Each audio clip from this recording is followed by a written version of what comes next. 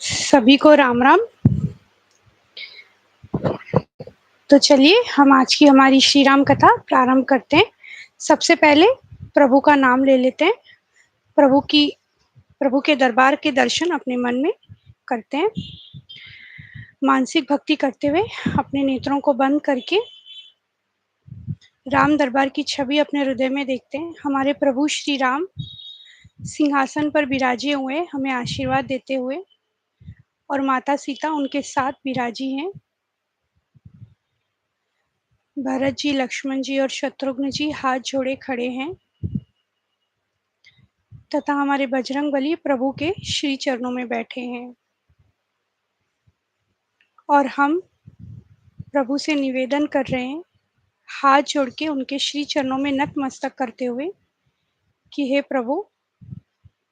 प्रभु श्री राम, हम पर हमेशा अपनी कृपा बनाए रखें और आशीर्वाद दें कि हम सफलतापूर्वक श्री रामचरितमानस की यह पोथी संपूर्ण कर सकें। बोल सियावर रामचंद्र की जय। तो हमने देखा कि किस तरह से मतलब अब राम राज्य और तो हो गया था और अब आगे की कथा हम देख रहे थे, जिसमें जो काकभूषुंडी जी, जो गरुड़ जी थे, उन्हें कहीं न कहीं थोड़ी-सी शंका हुई पक्षीराज गरुड़ को कि भगवान होके ऐसे साधारण सा काम कैसे कर रहे हैं, जब उन्हें नागपाश से प्रभु को छुड़ाना था। तो उसी समय जैसे उनके मन में अभिमान आया, जैसे कि कहते हैं प्रभु कभी अपने भक्तों के मन में अभिमान नहीं रहने देते हैं, क्योंकि अभिमान ही सबसे बड़ा शत्रु होता है, दुश्मन होता है हमारा। तो फिर गरुड़ देव जी, पक्षीराज गरुड़ देव सोचते-सोचते नारद जी के पास गए, वहाँ से फिर ब्रह्मा जी के पास उन्होंने भेजा। ब्रह्मा जी ने फिर शिव जी को डायरेक्ट किया और हमारे महादेव ने कहा कि मैंने जिनसे वह कथा सुनी है, आप उनके पास जाकर सुनिए। मैंने सुनी है ये कथा अ, पक्षी काकभूषुंडी जी से। तो काकभूषुंडी जी एक नील पर्वत पर रहते हैं, आप वहाँ जाइए, उनकी कथा सुनिए। कहीं न कहीं उद्देश्य ये था कि भगवान प्रभु श्री राम चाहते थे कि उनकी कथा पक्षीराज गरुड़ काकभूषुंडी जी से सुने। और दूसरी चीज़, महादेव ने ये सोचा कि पक्षी की भाषा जल्दी ही समझ जाएगा और इसी तरह महादेव ने उन्हें काकभूषुंडी जी के पास भेजा और काकभूषुंडी जी ने प्रभु की सब कथा शुरू से लेके अंत तक सुना दी। और फिर गरुड़ जी का जो सारा जो जो थोड़ी-सी भी शंका थी, वो सब जाती रही। अब कोई शंका मन में नहीं रही तथा वो अब अभिमान रहित हो गए। फिर आगे चलते-चलते जैसे एक-एक बातें चल रही थी, तो गरुड़ जी ने पूछा काकभूषुंडी, मतलब माता पार्वती जी ने पूछा शिव जी से कि ऐसी क्या बात थी कि कौवे का शरीर है इनका, ये इतने ज्ञानी हैं, श्री राम कथा कहते हैं जिनसे खुद महादेव कथा सुन रहे हैं, इतने ज्ञानी हैं, तो पक्षी क्यों हैं? कौवे का रूप क्यों है इनका? तो कौवे का शरीर क्यों है? इस तरह से बात छिड़ी। तो फिर गरुड़ जी से अब वो कह रहे हैं कि सुनिए, ये कथा थी, कहीं न कहीं मेरे मन में भी थोड़ी-सी शंका हो ही गई थी होगी, तभी प्रभु ने मुझ पे भी दया की। अब देखिए आगे की कथा हम सुनते हैं। फिर धीरे-धीरे काकाभूषुंडी जी प्रभु श्री राम के बचपन की कथा सुना रहे थे। बाल लीलाएँ जब प्रभु कर रहे थे, माताओं के साथ खेल रहे थे, तो काकाभूषुंडी जी भी वहाँ जाते, उनके साथ खेलते, दिव्य लीलाएँ करते।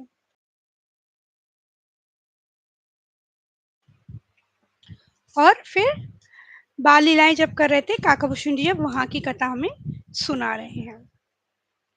हमने बहुत सी अच्छी बातें भी सीखी इसमें। हमने ये भी देखा कि प्रभु का नाम लेंगे तभी हम मोक्ष पद प्राप्त कर सकते हैं, वरना 84 लाख योनियों में हमें एक-एक खनों में जाते रहना पड़ेगा।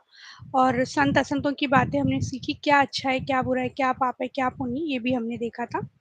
अब देखिए क्या कह रहे हैं काकाभूषुंडी जी, कह रहे हैं, मैं जैसे-जैसे अब एक बाल लीला जो प्रभु श्री राम ने की थी उनके साथ, वो बता रहे हैं हमें। जैसे ही वो उड़ते, प्रभु अपने चरण कमलों से दौड़ते-दौड़ते उन्हें पकड़ने के लिए दौड़ते, उड़ जाते थे काकाभूषुंडी जी, इस तरह से चल रहा था। जैसे-जैसे मैं आकाश में दूर उड़ता, वैसे-वैसे ही वहाँ श्री हरि की भुजाएँ अपने पास देखता। अब वो उड़ रहे हैं, क्योंकि इनके मन में यही शंका आई थी ना कि एक मतलब भगवान का रूप कैसे है, इतने छोटे से बालक इस तरह की क्रीड़ाएँ कर रहे हैं, माताओं के साथ नॉर्मल है। तो फिर अब ये थोड़ा-सा भगवान उन्हें बता रहे हैं अपना चमत्कार। जैसे भी उड़ रहे हैं, जितनी दूर उड़ रहे हैं, उतनी दूर भुजाएँ उन्हें पकड़ने के लिए दौड़ रही है, देखिए। ब्रह्मलोक लगी गयऊँ मैं, चितयऊँ पाछ उड़ात, जुग अंगुल कर बीच सब, राम बुझई मोहि तात, सियावर रामचंद्र भज, जय शरणम। अर्थात मैं ब्रह्मलोक तक गया और जब उड़ते हुए मैंने पीछे की ओर देखा तो हे तात, श्री राम जी की भुजाएं और मुझ में केवल दो ही अंगुलियां बीच में थी, मतलब दो ही अंगुलियों का गैप था। तो इतनी नजदीक दिख रहा है, जितनी दूर ब्रह्मांड चले गए वो उड़ते उड़ते काकभूषुंडी जी, और प्रभु के हाथ वहां भी उन्हें दिखाई दे रहे हैं, बिल्कुल 2 अंगुली के उतना ही डिफरेंस है। और जब मैं भयभीत हो गया तब मैंने आंखें मूंद ली, फिर आंखें खोलकर देखते ही अवधपुरी में पहुंच गया। अचानक वापस अवधपुरी आ गए। मुझे देखकर श्री राम जी मुस्कुराने लगे, उनके हंसते ही मैं तुरंत उनके मुख में चला गया। हे पक्षीराज सुनिए, जैसे प्रभु हंसे वो मुख में चले गए। अब ये देखिए, हे पक्षीराज, मैंने उनके पेट में, प्रभु के पेट में जो बाल लीला कर रहे थे हमारे प्रभु, बहुत से ब्रह्मांडों के समूह देखे। पेट में बहुत से ब्रह्मांडों के समूह देखे। उन ब्रह्मांडों में अनेकों विचित्र लोक थे जिनकी रचना एक से एक की बढ़कर थी। एक ही ब्रह्मांड नहीं है, एक ही धरती नहीं है, ऐसे न जाने कितने ब्रह्मांड है जो प्रभु के पेट में उन्होंने देखे अंदर जाते ही, जो कभी न देखा था, न सुना था, और जो मन में भी नहीं समा सकता था, अर्थात हम जिसके बारे में सोच भी नहीं सकते, मतलब इमेजिन भी नहीं कर सकते हैं, वही सब अद्भुत सृष्टि मैंने देखी। तब उसका किस प्रकार वर्णन किया जाए। मैं एक एक ब्रह्मांड में एक एक 100 वर्ष तक रहता, एक एक ब्रह्मांड में एक एक 100 वर्ष तक रहता, ब्रह्मांड में वैसे ही रहते और फिरते रहते वो, तथा नाना जाति के देवता और दैत्यगण थे। सभी जीव वहां दूसरे ही प्रकार के थे, अलग अलग टाइप के लोग थे। अनेक पृथ्वी, नदी, समुद्र, तालाब, पर्वत तथा सभी सृष्टि वहां दूसरी ही दूसरी प्रकार की थी। प्रत्यंत ब्रह्मांड में मैंने अपना रूप देखा तथा अनेकों अनुपम वस्तुएं देखी। प्रत्येक भुवन में न्यारी ही अवधपुरी, भिन्न ही सरयू जी और भिन्न प्रकार के नर नारी थे, सब अलग अलग चल रहे थे, है सब कुछ लेकिन अलग अलग। हे तात सुनिए, दशरथ जी, कौशल्या जी और भरत जी आदि भाई भी भिन्न भिन्न रूपों के थे, सेम टू सेम नहीं है, अलग अलग दिख रहे हैं, रूप अलग है।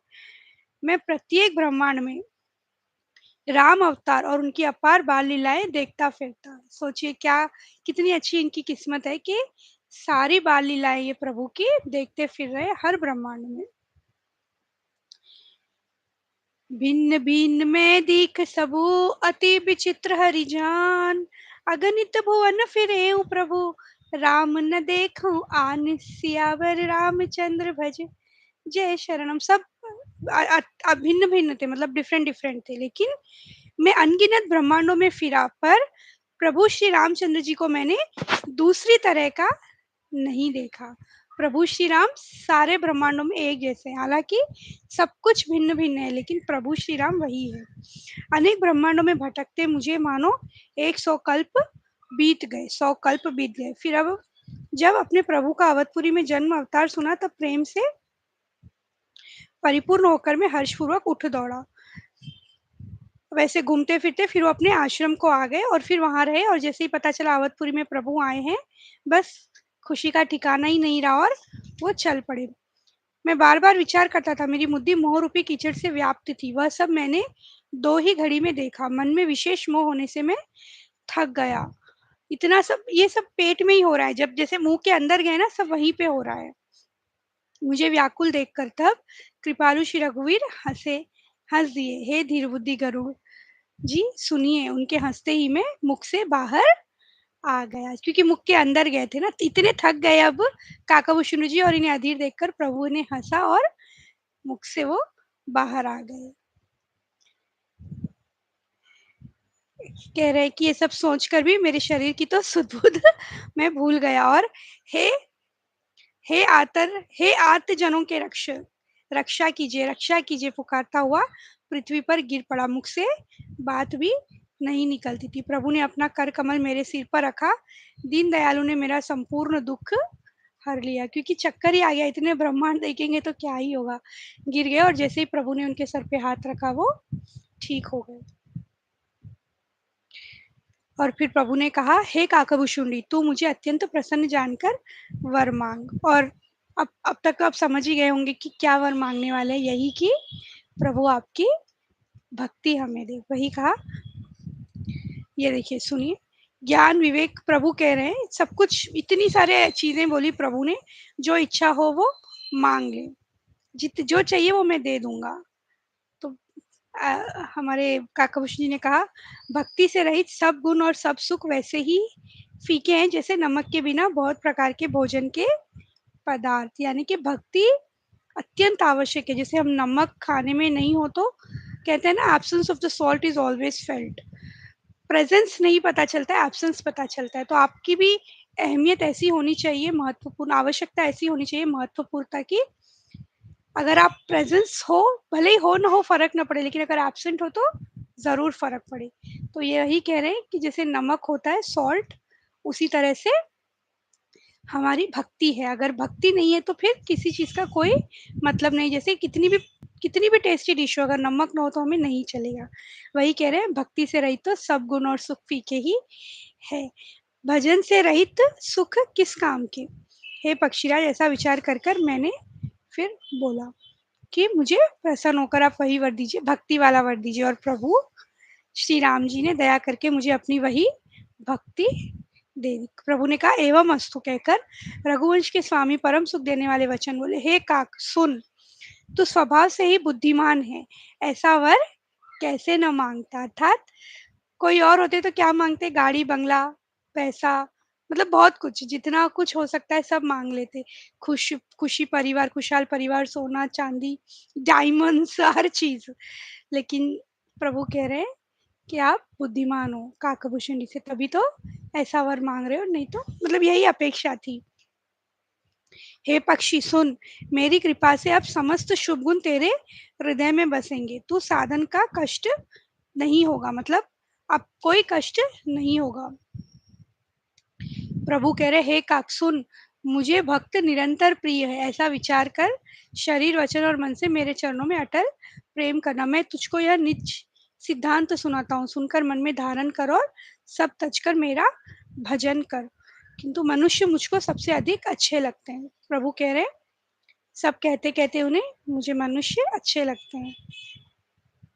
मैं तुझसे बार बार सत्य कहता हूँ कि मुझे अपने सेवक के समान प्रिय कोई भी नहीं है। प्रभु की जो सेवा करेगा प्रभु ने बड़ा ही प्रेम करेंगे। भक्तिहीन ब्रह्मा ही क्यों ना हो, वह मुझे सब जीवों के समान ही प्रिय है, परंतु भक्तिमान अत्यंत नीच भी प्राणी मुझे प्राणों के समान प्रिय है, यह मेरी घोषणा है। अगर भक्ति ना हो तो सभी के समान है, लेकिन अगर भक्ति भक्ति होते हुए अगर आप नीच भी हो तो भी वह प्रभु को प्राणों से भी प्रिय है।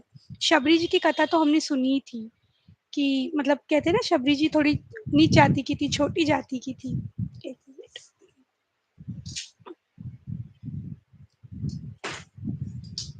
थोड़ी सी छोटी जाति की थी, लेकिन शबरी माता की कथा तो हम सब जानते ही हैं, कितना बड़ा पद उन्हें प्राप्त हुआ। क्यों? क्योंकि भक्ति के कारण।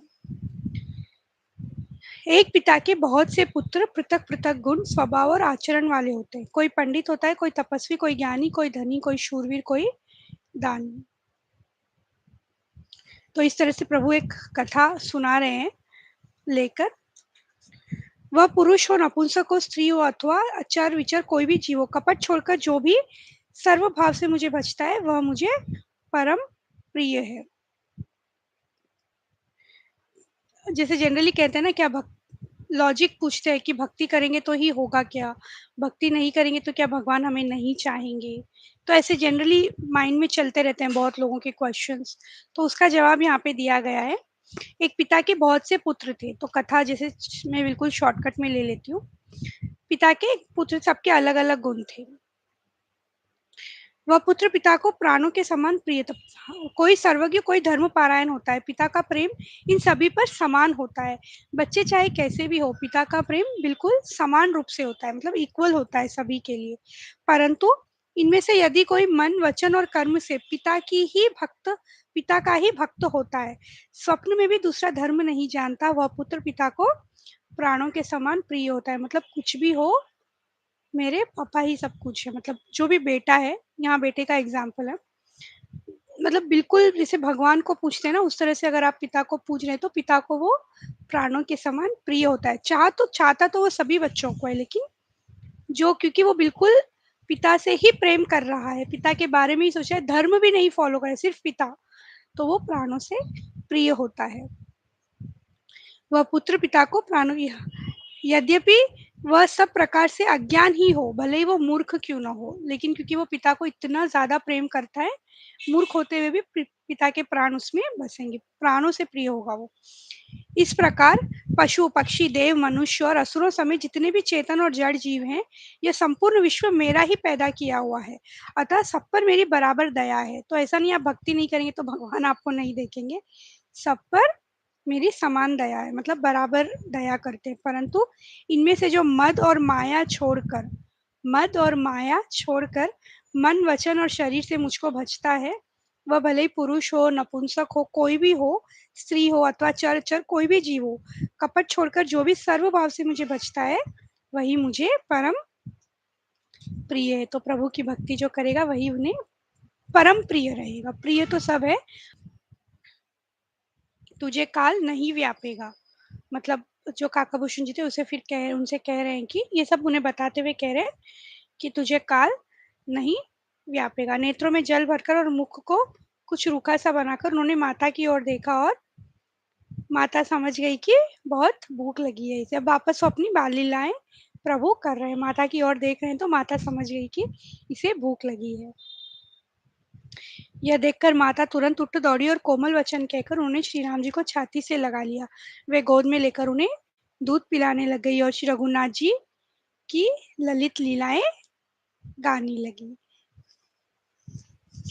मैं और कुछ समय तक अवधपुरी में रहा और मैंने श्री राम जी की रसीली बाल लीलाएं देखी।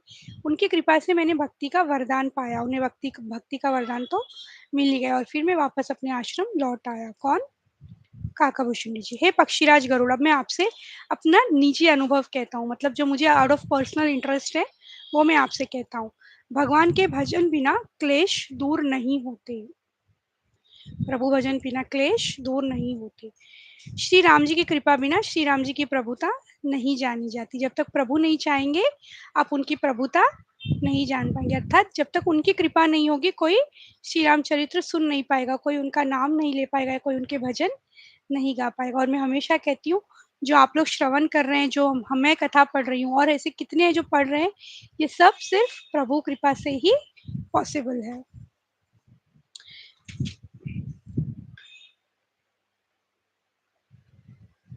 और इसी प्रकार श्री हरि के भजन बिना जन्म मृत्यु के भय का नाश नहीं होता।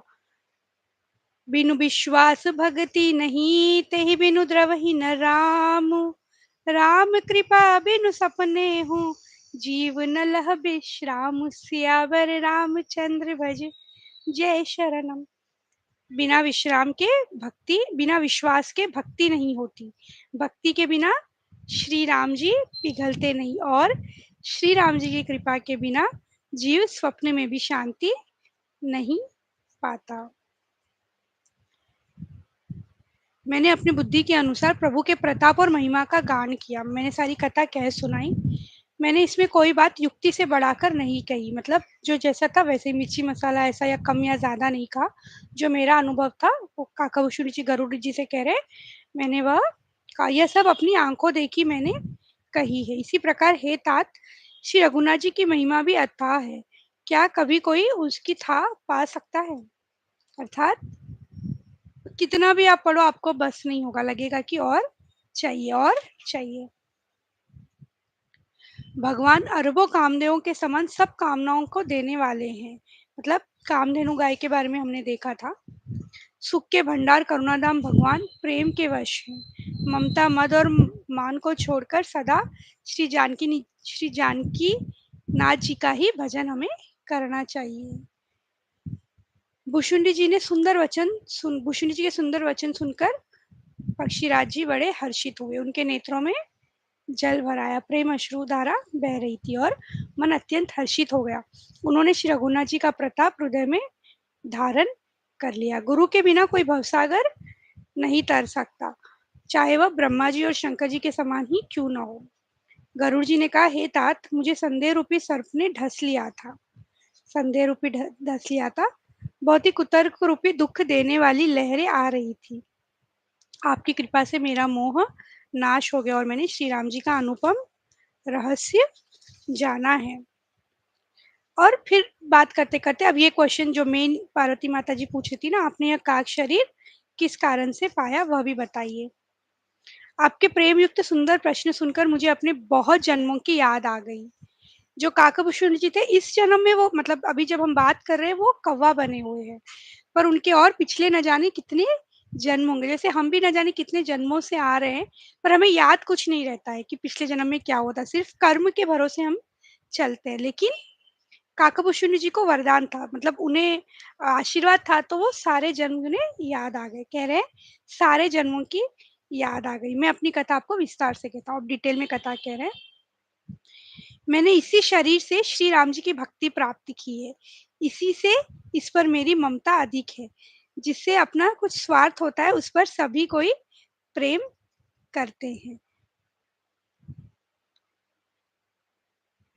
कहने का तात्पर्य ये है कि जो काक के रूप में थे, कौवे के रूप में थे, उसी में उन्हें श्री राम जी की भक्ति मिली। तभी वो उसी शरीर से इतना प्रेम करते हैं। क्यों इंसान नहीं बने या क्यों कुछ देवता, कुछ भी बन सकते थे, प्रभु की भक्ति मिली है, लेकिन काक के शरीर में ही क्यों रह गए? तो उन्होंने कहा कि मुझे श्री राम भक्ति इसी शरीर में मिली है, इसीलिए मैं इससे थोड़ी ममता मेरी इसमें अधिक है। और कह रहे हैं कि चाहे कोई कितना ही सज्जन कहते हैं, अपना परम हित जानकर अत्यंत नीच से भी प्रेम करना चाहिए। किसी को छोटा बड़ा नहीं समझना चाहिए। जीव के लिए सच्चा स्वार्थ यही है कि मन और कर्म से श्री राम जी के चरणों में प्रेम हो। वही शरीर पवित्र और सुंदर है, जिस शरीर को पाकर श्री रघुवीर जी का भजन किया जाए। तो प्रभु का नाम लेंगे तो हमारा जन्म वैसे भी सफल हो जाएगा। अब कह रहे हैं, मेरा मरण अपनी इच्छा पर है, परंतु फिर भी मैं यह शरीर नहीं छोड़ता, क्योंकि वेदों ने वर्णन किया है कि शरीर के बिना भजन नहीं होता। तभी तो कहते हैं कि मनुष्य रूप जो मिलता है, वो उसका हमें मैक्सिमम यूटिलाइजेशन करना चाहिए। ऑप्टिमम भी नहीं, मैक्सिमम यूटिलाइजेशन। क्यों? क्योंकि मनुष्य शरीर मिला है, तो यही एक रास्ता है मोक्ष के द्वार पाने का हमारे लिए, जो कि प्रभु नाम से ही होता है। और इसीलिए हम श्री राम कथा सुन रहे हैं, इतने बिजी होते हुए भी। तो यहाँ पे कह रहे हैं कि काकाभूषुंड जी का मरण उनकी इच्छा पर है। जब वो चाहे, जैसे चाहे वो कर सकते हैं और किसी भी शरीर में जा सकते हैं। किंतु मैं यह शरीर नहीं छोड़ता। जैसे ही शरीर छोड़ेंगे, फिर भजन कैसे करेंगे? इसीलिए नहीं छोड़ता। अनेकों जन्मों में मैंने अनेकों प्रकार के योग, तप, जप, यज्ञ और दान आदि कर्म किए। जगत में ऐसी कौन योनि है जिसमें मैंने बार-बार घूम फिर कर जन्म न लिया हो? जैसे हमने देखा 84 लाख योनियाँ होती हैं, तो उसमें जीव जाते ही रहती है आत्मा। तो ये कह रहे हैं काकाभूषुंडी जी, मैं ना जाने कितने रूप लिया और कितने जन्म मैंने लिए हैं, पर अब इस जन्म की तरह मैं कभी सुखी नहीं हुआ। क्यों? क्योंकि प्रभु की भक्ति मिली है। सुनिए, अब मैं अपने प्रथम जन्म के चरित्र को कहता हूँ। सबसे पहला जो जन्म हुआ था आत्मा का, उसकी कथा कह रहे हैं। पूर्व के एक कल्प में पापों का मूल युग कलयुग था, जिसमें पुरुष और स्त्री सभी अधर्म परायण और वेद के विरोधी थे।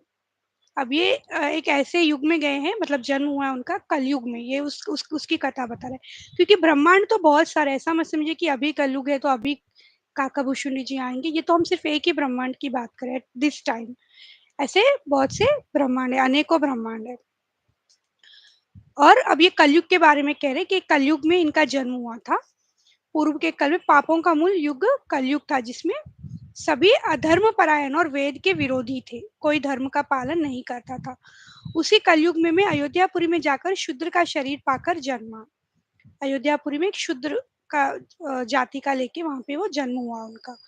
मैं मन, वचन और कर्म से शिवजी का सेवक था। एक्चुअली शिवजी के बड़े भगत थे और दूसरे देवताओं की निंदा करने वाला अभिमानी। कहते हैं ना, भक्ति आप किसी की भी कीजिए, लेकिन दूसरे भगवानों की या किसी और के भगवान की हमें कभी निंदा नहीं करनी चाहिए, बुरा नहीं बोलना चाहिए। मतलब मेरे ही भगवान बड़े हैं, वो भगवान तो छोटे हैं, ऐसा। तो काकाभूषुंडी जी को ये था, शिव जी के तो बड़े सेवक थे, लेकिन अभिमान था उन्हें कि दूसरे भगवान छोटे हैं करके। अब मैंने अवध का प्रभाव जाना। वेद शास्त्र और पुराणों में ऐसा गाया है कि किसी भी जन्म में जो कोई भी अयोध्या में बस जाता है वह अवश्य श्री राम जी के परायण हो जाएगा। अवध का प्रभाव जीव तभी जानता है जब हाथ में धनुष धारण करने वाले श्री राम जी उसके हृदय में निवास करते हैं। वह कलिकाल बड़ा कठिन था, उसमें सभी नर नारी पापों से ही लिप्त थे। प्रभु ऐसे तो नहीं दिखेंगे ना, पाप में होंगे तो नहीं दिखेंगे, पुण्य पे ही दिखेंगे धनुषधारी हमारे प्रभु श्री राम। अब ये कलयुग के बारे में हमें बता रहे कि उन्होंने क्या देखा उस कलयुग में। सभी लोग मोह के वश हो गए, मतलब दुनिया ही सब कुछ है, दुनिया में ही भागम दौड़ी कर रहे हैं। शुभ कर्मों को लोभ ने हड़प लिया है, मतलब पैसा ही सब कुछ है। हे ज्ञान के भंडार, हे श्री हरि के वाहन, सुनिए अब मैं कली के कुछ धर्म कहता हूँ। क्या क्या हुआ उस समय सुनिए। जिसको जो अच्छा लग जाए वही मार्ग है, जो डिंग मारता है वही पंडित है, जो मिथ्या आरंभ करता है मतलब आडंबर रचता है और जो दम्भ ते रत है उसी को सब कोई संत कहते हैं।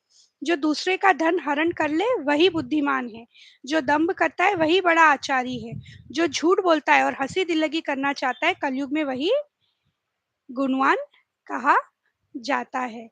जो आचारहीन है और वेद मार्गों को छोड़े हुए है कलयुग में वही ज्ञानी और वही वैराग्यवान है। जिसके बड़े बड़े नख और लंबी लंबी जटाएं हैं वही कलयुग में प्रसिद्ध तपस्वी है। कहने का तात्पर्य है आडंबर है, कलयुग में सब कुछ आडंबर है। वेद पुराण भगवान तो कोई मानता नहीं है, लेकिन सब ऐसा दिखाते हैं कि बहुत कोई मान रहे हैं। तो ये सब उन्होंने देखा। और जैसे तपस्वी कौन है, जिसके लंबे लंबे नख और लंबी लंबी जटाएं हैं वही प्रसिद्ध तपस्वी है। मतलब जो तपस्या एक्चुअल में कर रहा हो नहीं मालूम नहीं है, लेकिन लंबी लंबी जटाएं होंगी तो उस जो ऑरेंज कपड़े हम भी देखते हैं ना बहुत से लोगों को, तो हमें कभी कपड़ों पे नहीं डिसाइड करना चाहिए, हमें लोगों के आचरण से डिसाइड करना चाहिए कि वो संत है या तपस्वी है, अच्छे है या बुरे है। कपड़ों से कभी नहीं करना चाहिए। ब्राह्मणों को शूद्र ज्ञानोपदेश करते हैं और गले में जनेऊ डालकर कुत्सित दान लेते हैं। ब्राह्मण भी अभी कोई भी ब्राह्मण बन जा रहा है, बेसिकली ये बोलना चाह रहे, शूद्र भी बन जा रहा है। मैंने उस कलयुग का ऐसा चरित्र देखा, वे स्वयं तो नष्ट हुए ही रहते हैं, जो कहीं सन्मार्ग का प्रतिपालन करते हैं उनको भी वे नष्ट कर देते हैं। अगर कोई अच्छा भी करना चाह रहा हो तो नहीं, कोई श्री राम कथा हाँ लाइव पे चल रही है सुन लीजिए, तो कोई क्या बोलेगा, दूसरा होगा साथ में घूमने फिरने वाला, कोई जरूरत नहीं है कथा क्या सुनना है, चलो घूम के आते हैं। जो तर्क करके वेद की निंदा करते हैं वे लोग कल्प कल्प भर एक एक नरक में पड़े रहते हैं। तात्पर्य ये है कि जितना हो सकता है हमें अच्छे मार्ग पे ही चलना चाहिए और दूसरों को कभी छेड़ना नहीं है। कोई मंदिर जाना चाह रहा है, कोई भगवान का नाम लेना चाह रहा है, उन्हें लेना देना है, उन्हें करने देना चाहिए। क्योंकि जो वेद की निंदा करते हैं कल्प कल्प भर एक एक नरक में पड़े रहते हैं। न जाने कितने नरक हैं, गरुड़ पुराण में हमने सुने ही होंगे, बहुत सारे नरक होते हैं। तो कल्प कल्प भर हम उसी में पड़े रहेंगे यदि हम निंदा करेंगे। कलयुग में सब वर्ण संस्कार और मर्यादा से च्युत हो गए, वे पाप करते हैं और उनके फलस्वरूप दुख भय रोग शोक और वियोग पाते हैं प्रिय वस्तु का। चलिए आज की कथा का समय यही हो गया है, हम आज के लिए कथा को विश्राम देते हैं। हो सिया राम मैं सब जग जानी, करहूँ प्रणाम जोरी जुग पानी। राम सिया राम जय जय राम। राम सिया राम जय जय राम। बोल सियावर रामचंद्र की जय, पवन सुत हनुमान की जय। बोलो भाई सब संतन की जय।